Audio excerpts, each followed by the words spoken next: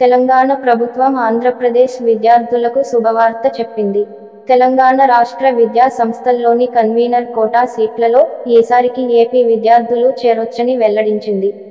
2024-25 విద్యా సంవత్సరానికి పాత విధానమే వర్తిస్తుందని స్పష్టం చేసింది.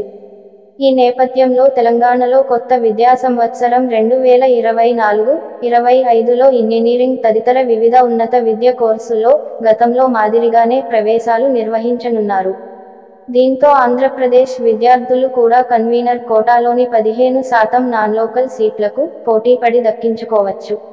ఈ విషయంపై ఎబ్సెట్ ఫలితాల విడుదల సందర్భంగా విద్యాశాఖ ముఖ్య కార్యదర్శి బుర్రా వెంకటేశం పేర్కొన్నారు.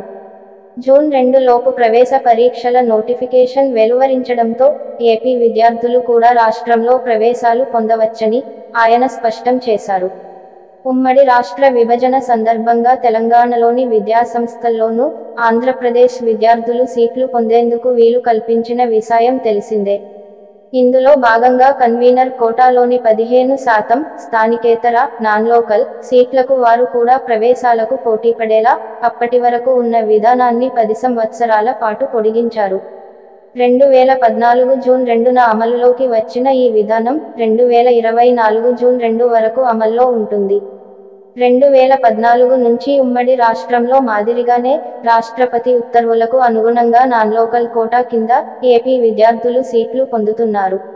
ఇక ఎబ్సెట్తో పాటు వివిధ కోర్సుల్లో కన్వీనర్ కోటా కింద ఉన్న సీట్లలో 85% తెలంగాణ స్థానికత ఉన్న విద్యార్థులకు కేటాయిస్తున్నారు.